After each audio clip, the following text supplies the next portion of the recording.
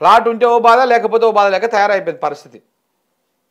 ఇంకా చూద్దాం, ఇంకా మొత్తం ఆయన మాట్లాడిన మాటలన్నీ మీకు 1 by 1 వివరించేటువంటి ప్రయత్నం చేస్తా, ఒకదాని ఇంకా ఒకటి చూడండి. ఎక్కడ కూడా ఈ దేశంలో నోటిఫికేషన్లు ఇవ్వమని ఉద్యమాలు జరిగినాయి, నోటిఫికేషన్ ఇవ్వమని ధర్నాలు జరిగినాయి, కానీ ఇంతగానం నోటిఫికేషన్లు ఇస్తే ఎట్లా కొన్ని ఆపుండ్రు అని ఎక్కడైనా ఈ దేశంలో ధర్నా జరిగిందా? మొదటిసారి తెలంగాణ రాష్ట్రంలో మీ ప్రభుత్వం వచ్చినాక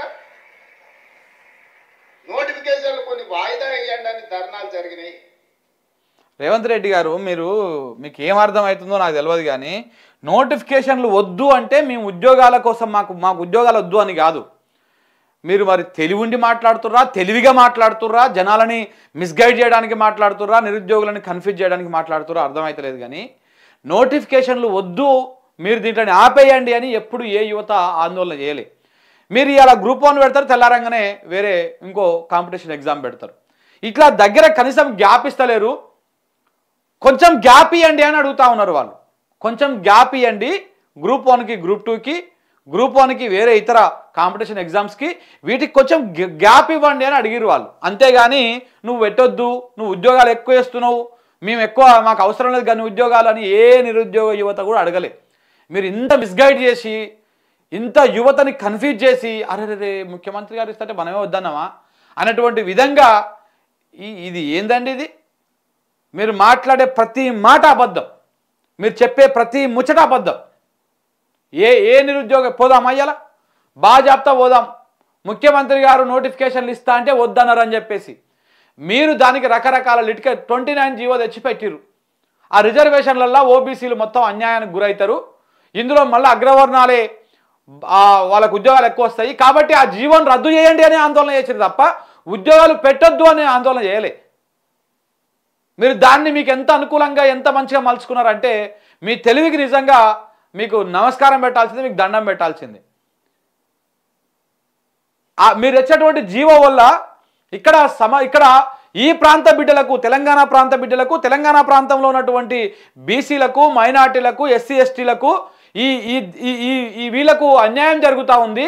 రిజర్వేషన్ అనేది అన్యాయానికి గురైనటువంటి వాళ్లకు, వెనుకబడినటువంటి వాళ్లకు రిజర్వేషన్ ఉండాలి. కానీ ఈ జీవో వల్ల, మీరు వచ్చేటువంటి జీవో వల్ల ఏమైంది? అది అగ్రవర్ణాలకు రిజర్వేషన్ లెక్కున్నది, మాకు మాత్రము అన్యాయం జరుగుతూ ఉందని చెప్పేసి ఈ ఆందోళన చేసిరు వాళ్ళు. ఎవరు గ్రూప్ 1 వాళ్ళు కానీ మిగతా అభ్యర్థులు కానీ దాన్ని మీకు అనుకూలంగా మార్చుకొని వద్దు అని చెప్పేసి అది చేసిరు. డిఎస్సి ఉన్నది, డిఎస్సిని వాయిదా అయ్యమని అడిగిరు వాళ్ళు, బాజాప్తా అడిగిరు. దేనికి అడిగిర్రు? ఒక ఎగ్జామ్కి గ్యాప్ లేకుండా పెడతా ఉన్నారు. అరే కొంత గ్యాప్ ఇవ్వండి, మాకు చదువుకోవడానికి అవకాశం కావాలి కదా, చాలా రోజులుగా ప్రిపేర్ అవుతా ఉన్నాము, ఇన్ని సంవత్సరాలుగా ప్రిపేర్ అవుతా ఉన్నాము, మాకు కొంత గ్యాప్ ఇస్తే మేము చదువుకుంటాము, చదువుకొని ఉద్యోగాలు పరీక్షలు రాసుకొని ఉద్యోగాలు సంపాదించుకుంటాము అని చెప్పేసి వాళ్ళు ఆందోళన చేసిరు. నిన్ను పరీక్షలు మొత్తానికే వేయొద్దు, ఉద్యోగాలు వద్దు అని కాదు దాని ఉద్దేశం. మరి అంత తెలివి నీకు ఎటుకెళ్ళి వచ్చిందో మాకు అర్థమైతలేదు. కానీ నిరుద్యోగ యువత చేసిన పోరాటాన్ని ఇట్లా అర్థం చేసుకున్నాడు ఆయన. 46 జీవో వాళ్ళు మరి గాలంటే వద్దన్నారని చెప్పినాము. మరి 46 జీవో వాళ్ళు ఏం పాపం చేసిరు సార్? జీవో 46కి, ఈ జీవో 46 వాళ్ళ వల్ల మీరే కదా అధికారంలోకి వచ్చింది.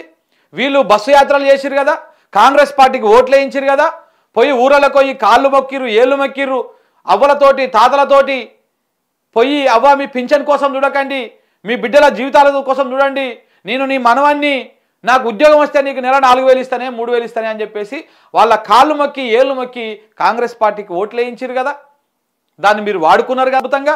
మరి ఎందుకు ఈ జీవో 46ను రద్దు చేయలేకపోతా ఉన్నారు మీరు? ఇప్పుడు ఇవాళ రేపు 25 తారీఖు నాడు సుప్రీంకోర్టులో హియరింగ్ రాబోతా ఉంది, ఇప్పటిదాకా కౌంటర్ దాఖలు చేయలేదు. ఇప్పటికీ ఆ బిడ్డల ఉసురు పోసుకుంటా ఉన్నారు మీరు. ఇప్పటికీ నాకు కాంటాక్ట్లో వస్తూనే ఉన్నారు వాళ్ళు.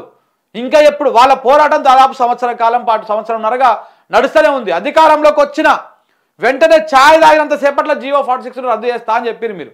ఎటుపోయింది మరి అది? ఆ హామీ ఏమైపోయింది? మళ్ళీ పైకి వచ్చి ఉద్యోగాలు వద్దంటున్నారు, నోటిఫికేషన్లు వద్దంటున్నారు అని చెప్పేసి ముఖ్యమంత్రి గారు మాట్లాడుతూ ఉంటే దీనికి మించినటువంటి దౌర్భాగ్యం ఇంకోటి ఉంటుందా అండి?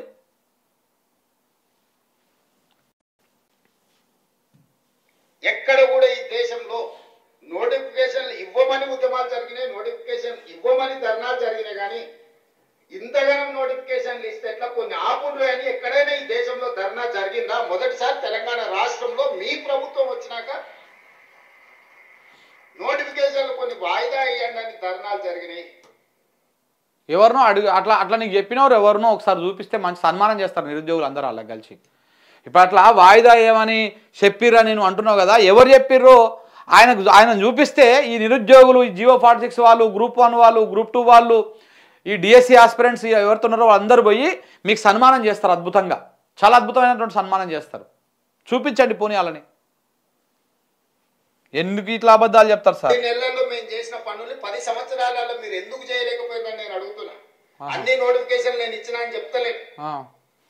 కొన్ని మీరు నోటిఫికేషన్లు ఇచ్చారు, కొన్ని మీరు పరీక్షలు నిర్వహించారు. ఏమిచ్చారు మీరు నోటిఫికేషన్లు? ఏం చేసి ఒక డిఎస్సి ఒకటి ఆయన 5,000 ఇచ్చి ఉంటే ఆ 5,000కి ఇంకొన్ని యాడ్ చేసి మీరు మొత్తం అవి కలిపి 11,000 ఏమో చేసిరు. అది కూడా మెగా డిఎస్సి ఇస్తాం, మొత్తం 20,000 ఇస్తాం, 30,000 ఇస్తామని అంతకుముందు మాట్లాడారు. అలా కూడా సగానికి సగం కోత పెట్టేసి ఏదో అదొక్కటి మాత్రమే అడిషనల్గా మీరు ఇచ్చినటువంటి నోటిఫికేషన్. మిగతా అన్నీ కూడా కేసీఆర్ హయాంలో నోటిఫికేషన్లు వచ్చినాయి, పరీక్షలు వచ్చినాయి. కొన్ని అయితే ఫలితాల దగ్గర ఆగిపోయినాయి, కొన్ని అయితే నియామక పత్రాలు అందజేసే దగ్గర ఆగిపోయినాయి.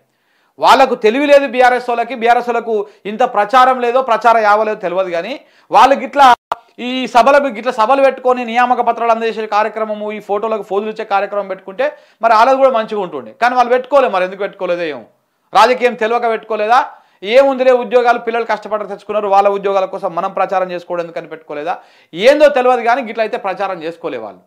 మొత్తం ఆయన 50,000 నోటిఫికేషన్లు నిజంగానే కేసీఆర్ ఉన్నప్పుడే వచ్చినాయి. కేసీఆర్ ఉన్నప్పుడే పరీక్షలు అయినాయి సగం బడ. కేసీఆర్ ఉన్నప్పుడే కొన్నిటి దాకా పరీక్షలు, ఎగ్జామ్స్, రిజల్ట్స్ దాకా వచ్చినాయి. కొన్ని కోర్టు కేసులు అవి ఇవి వాళ్ళ వల్ల ఆగిపోయినాయి. కానీ మీరు వచ్చినాక ఇచ్చినాయి కేవలం 6,000 ఇంకో చిన్న చితక అవి కలిపితే ఒక 10,000 లోపలనే నోటిఫికేషన్లు మీరు ఇచ్చారు. దానికి మొత్తం మీరే ఇచ్చేసినట్టుగా పత్రికలల్లో వీటిలల్లో ప్రచారాలు చేసుకున్నారు. విజయవంతంగా పెద్ద పెద్ద యాడ్లు ఇచ్చారు. కోట్ల రూపాయల ప్రజాధనాన్ని పత్రికలకు, మీడియా సంస్థలకు దోషిపెట్టారు. అది తెలియదేముంది, అందరికీ తెలిసిందే అదంతా కూడా. ఇక నెక్స్ట్ చూద్దాం ఇంకోటి ఏమన్నాడు.